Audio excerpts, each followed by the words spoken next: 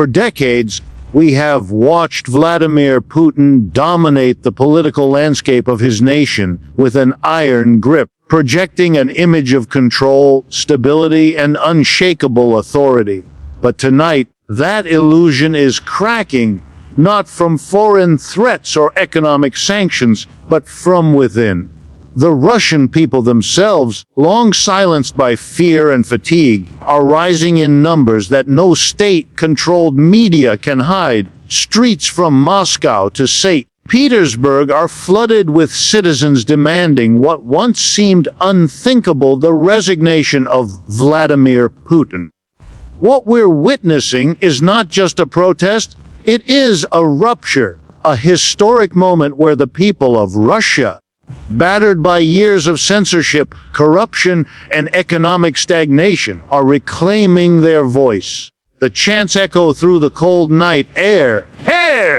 Enough! A single word that carries decades of frustration, disappointment, and anger. These are not just students or opposition activists. These are teachers, workers, veterans, and mothers who can no longer tolerate a system that enriches the few and punishes the many. This is the cry of a society that has realized that silence is complicity. A nation's patience is not infinite. It may bend under pressure, but once it breaks, it never returns to silence. What we are witnessing today in Russia is not merely unrest. It is the eruption of a long suppressed storm. For over 2 decades, Vladimir Putin's leadership has rested upon the pillars of fear, loyalty, and a carefully crafted illusion of national stability. The people were promised strength, unity, and pride. They were told they were part of a great power rising from the ashes of the Soviet collapse. But promises can only carry a nation so far when the lived reality is one of hardship, censorship, and stagnation.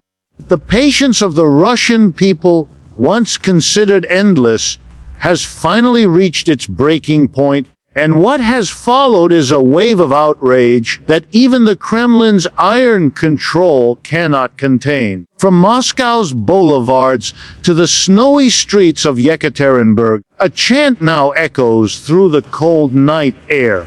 Russia without Putin! It is a sound that carries the weight of generations, the defiance of a people who have realized that endurance is not the same as freedom. These protests are not orchestrated by foreign actors, as the regime would have the world believe. They are born from the exhaustion of ordinary Russians, teachers, factory workers, doctors, and students. People who have lived their entire adult lives under one man's shadow. They are standing up not for ideology, but for dignity. The symbolism of this uprising is striking. Russia, long associated with endurance through suffering, is now rejecting that very narrative. The people are no longer content to survive. They want to live. They want their voices heard, their votes to matter, and their future to belong to them, not to a government that thrives on secrecy and repression. For years, the Kremlin relied on propaganda to manufacture consent, presenting Putin as the nation's savior against the chaos of the 1990s. But propaganda cannot fill empty stomachs, nor can it erase the pain of inequality when oligarchs flaunt their wealth while the working class toils for survival. The contrast has become too glaring to ignore, and so the myth of unshakable authority begins to fracture.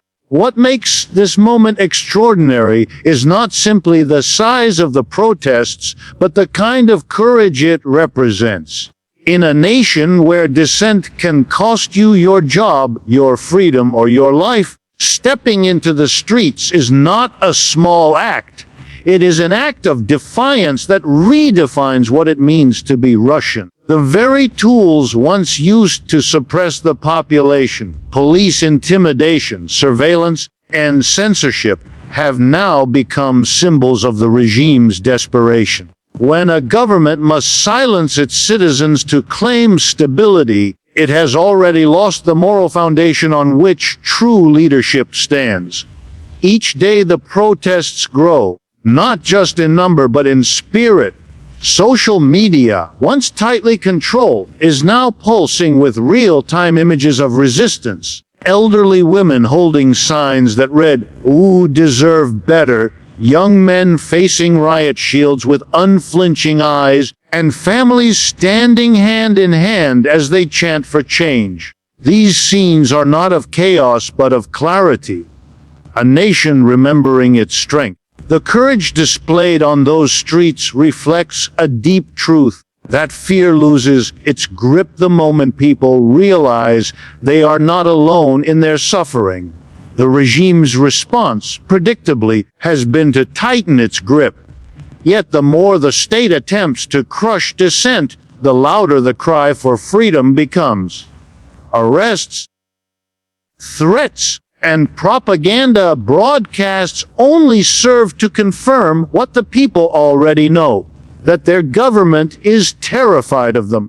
And that, paradoxically, is a sign of hope, because when a power built on control begins to fear the people it governs, the balance has already shifted. This is not just a political rebellion, it is a cultural awakening.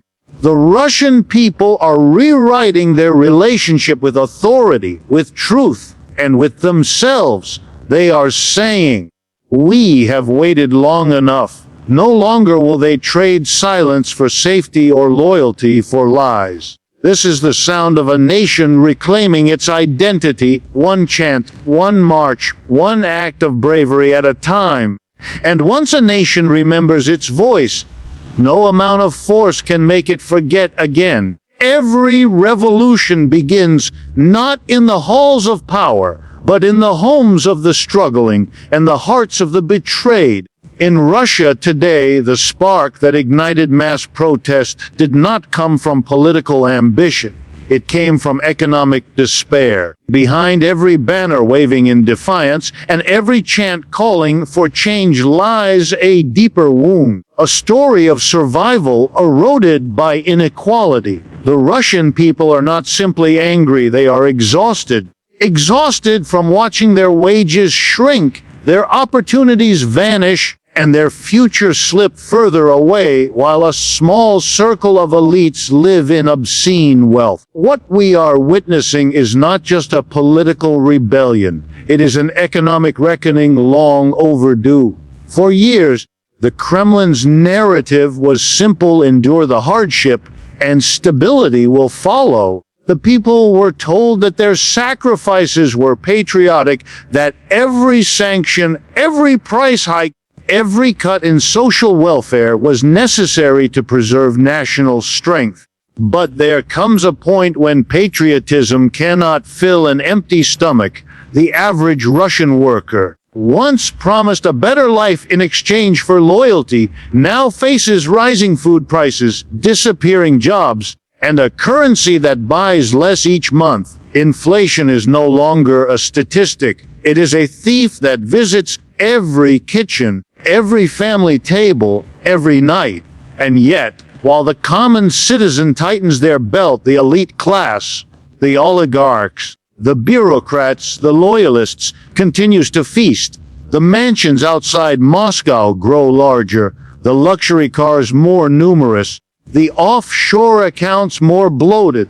This obscene imbalance has become impossible to hide. The television may still show images of strength, but on the ground, people see the truth with their own eyes. An economy designed not to uplift the people, but to sustain the powerful. This is not stability, it is stagnation wrapped in propaganda. The working class, the backbone of Russia's society, now realizes that their loyalty has been traded for exploitation. The factory worker in Nizhny Novgorod who hasn't seen a wage increase in years, the teacher in Samara forced to take a second job to pay for heating, the doctor in Irkutsk who works overtime without adequate supplies, All are beginning to see that their struggles are not individual misfortunes, but symptoms of a corrupt system.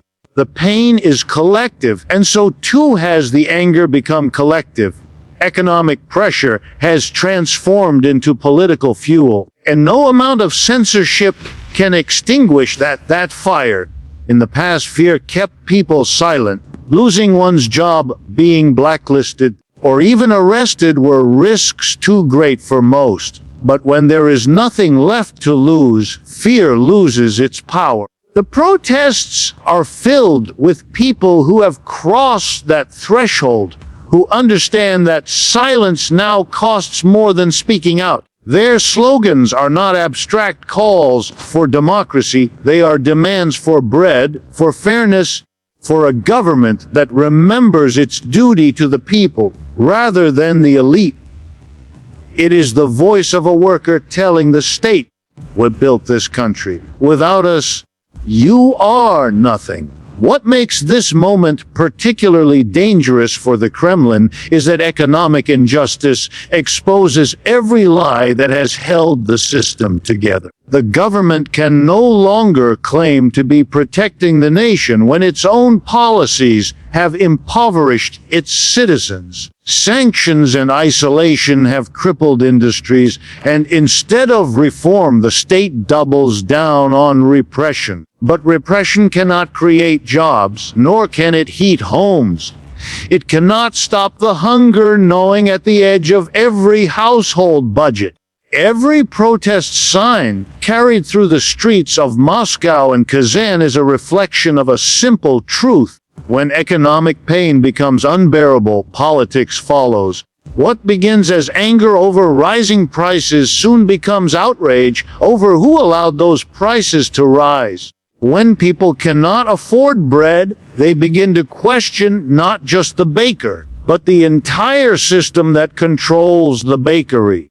Russia's streets are now filled with that question, and it echoes louder with each passing day.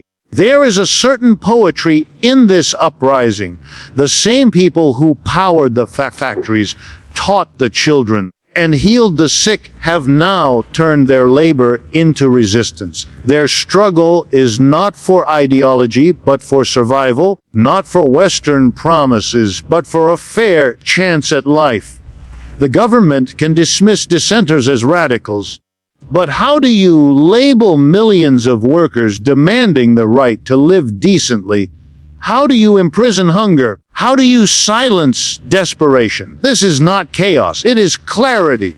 The Russian people are seeing their reality without the fog of propaganda. They know that no amount of patriotic slogans can justify the luxury of those who have stolen their future. The cry from the streets is not just political, it is deeply human. It says, "Why deserve better?" And that message, born from the depths of economic struggle, has become the heartbeat of a movement that no system of power can easily crush. Power rarely crumbles from external attack, it erodes from within, weakened by the doubts, ambitions, and fears of those who once upheld it. Inside the Kremlin, the tension is no longer a rumor, it's a reality seeping through the walls of silence. The once unified machinery of loyalty and discipline that defined Putin's reign is showing visible cracks. For years, his inner circle moved in perfect coordination, bound not by ideology but by self-preservation and shared privilege. Yet now, as the streets of Russia fill with protest and the nation's faith in its leadership dissolves, the whispers of discontent are growing louder among those who were supposed to be his most loyal defender. In politics, loyalty lasts only as long as it is profitable. The same officials, governors, and security figures who once championed the president's every move now face a terrifying calculation. How long can they stand by a leader who might soon become a liability? Behind closed doors, nervous conversations take place between ministers and regional heads. They see what Putin may refuse to acknowledge. The people are no longer afraid, and once that fear evaporates, no regime can survive intact. For the first time in decades, the question being asked in Russia's corridors of power is not how to suppress dissent, but whether the system itself can endure another year of it. The signs of fracture are subtle, yet unmistakable. Media figures once fiercely loyal to the Kremlin are softening their tone, cautiously criticizing the mistakes of government policy. Regional leaders are hesitant to deploy harsh crackdowns, fearing backlash from their own citizens. Even within the military and intelligence apparatus, murmurs of unease ripple quietly beneath the surface. Soldiers returning from recent conflicts are disillusioned. They question why they fought while the political elite prospered. Security officers, once the regime's shield, now privately doubt whether they are protecting the state or merely prolonging the power of a man whose time has passed. The psychological strain within Putin's circle is growing. They have built their careers on the myth of invincibility, but that myth is fading fast. Every image of mass protest, every viral clip of citizens defying police lines, chips away at the narrative of control. Fear, once the Kremlin's most powerful weapon, is now working in reverse. It grips the rulers, not the ruled. The leadership sees what history has shown time and again. When the crowd no longer obeys, the throne begins to tremble. The people in Putin's orbit understand that revolutions don't always announce themselves. Sometimes they arrive quietly, disguised as hesitation, doubt, and silence at the top. In public, the Kremlin projects confidence. Putin appears on television with his usual composure, speaking of unity and order. But beneath the polished surface, cracks are spreading. Advisors argue over how to respond. Some urge reform, others demand harsher control. Neither path promises stability. Reform means admitting weakness, and repression risks igniting the fury of millions. The longer the regime hesitates, the faster its authority decays. In this stalemate of fear and indecision, the system begins to eat itself from within. It is not only politics at stake, it is survival. Each official must now decide where to stand when history turns its gaze. To remain loyal might mean sharing in the fall. To defect might mean exile or imprisonment. These are choices that define revolutions. The Kremlin's power structure, once so monolithic, is now riddled with doubt. And in that doubt lies the most dangerous force of all, uncertainty. Because uncertainty breeds mistakes, and mistakes in an autocracy are fatal. For years, Putin's government thrived on control of the media, the economy, and the narrative. But control cannot coexist with panic, and panic is spreading behind the marble walls of Moscow's power centers. Some oligarchs have already begun moving assets abroad. Others are quietly distancing themselves from state affairs. Political strategists who once wrote the scripts of public unity now struggle to contain a storyline slipping beyond their grasp. Every televised speech sounds less like confidence and more like desperation. The irony of this moment cannot be ignored. Putin's greatest strength, the perception of total dominance, has become his greatest weakness. When that illusion breaks, even the most loyal followers begin to wonder if they are standing on sinking ground. And the Kremlin, for all its surveillance and control, cannot monitor the most dangerous force of all, shifting loyalties within its own ranks. The foundation is cracking not because of opposition leaders or Western influence, but because power built on fear and privilege cannot withstand the moral collapse of those who enforce it. The most chilling truth is that Putin may already be aware of this disintegration. The eyes that once watched others are now watching him.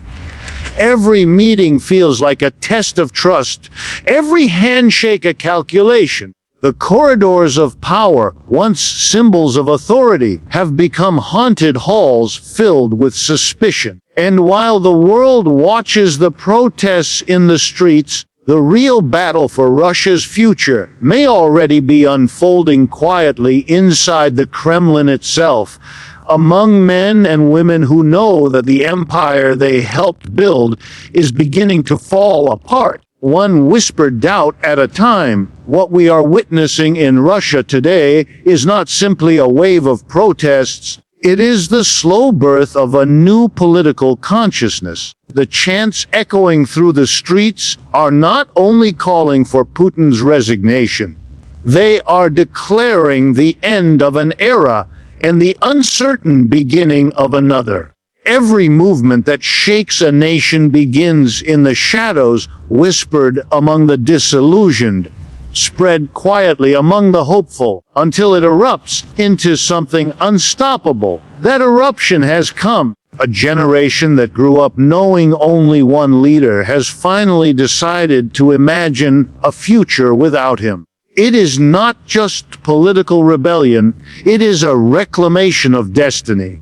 This awakening has been years in the making. Russia's youth, connected to the outside world through technology and information, have seen what their parents could only dream of: freedom of expression, transparent governance, accountability. They understand that patriotism should not mean submission, and stability should not mean stagnation.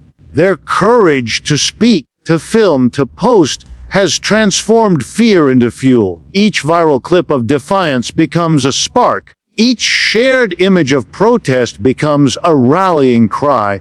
The Kremlin once controlled the narrative. Now the narrative controls the Kremlin. The state's grip on truth has loosened, and in its place stands a generation unwilling to inherit silence. Across the nation, something unprecedented is unfolding. A unity that transcends the traditional divides of region, class, and ideology. In the past, dissent was fragmented. Intellectuals in Moscow, activists in St. Petersburg, workers in remote industrial towns. Now they march under a single banner of resistance. The message is clear and universal. The people will no longer be governed by fear, manipulation, or the lies of a decaying elite.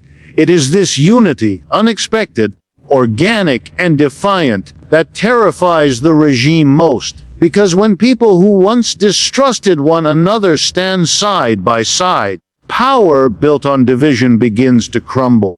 The young protester standing in front of a police barricade today is not thinking only of politics. They are thinking of dignity, of opportunity, of the right to live without lies. They are thinking of their parents who worked tirelessly but saw little reward, of their friends imprisoned for speaking their minds, of a future where their talent is not stifled by corruption. Their defiance is not hatred, it is hope refusing to die. Hope, once awakened, cannot be legislated away. It grows in whispers, in classrooms, in the quiet courage of citizens who decide that obedience is no longer an option.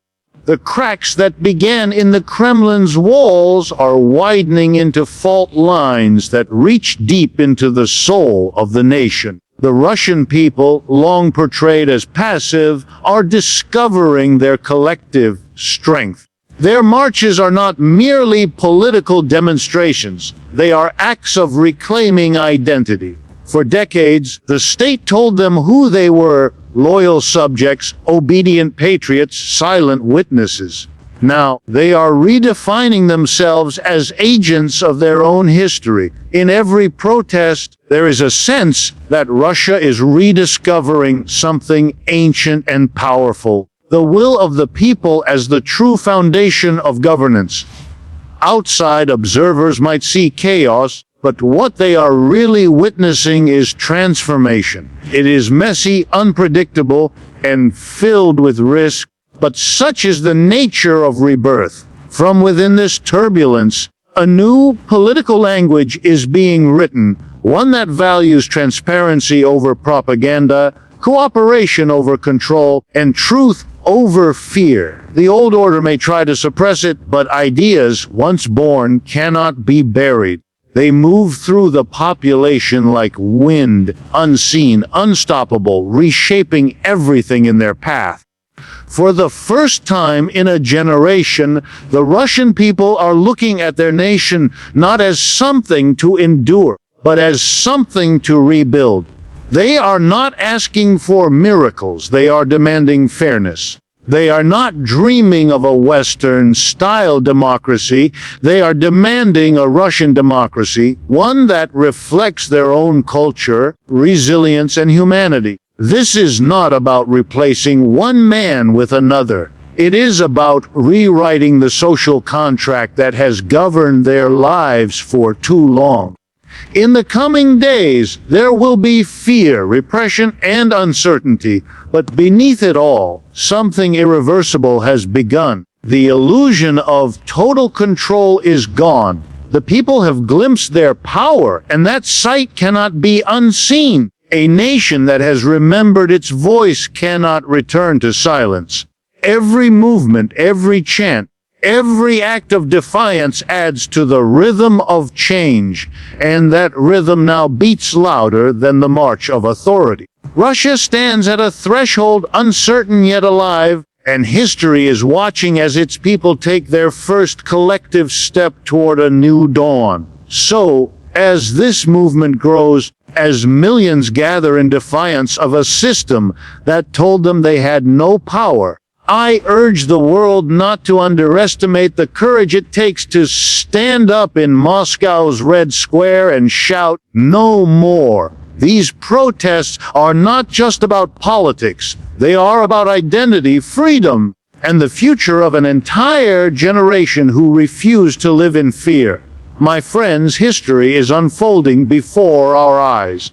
Putin's era, long, ruthless, and carefully constructed, is showing cracks that can no longer be ignored. Whether it ends in resignation, repression, or renewal, one truth stands firm: the Russian people have spoken, and they will not be silenced again. The sound echoing through Russia tonight is more than protest. It is the heartbeat of a nation remembering that real power has always belonged to the people.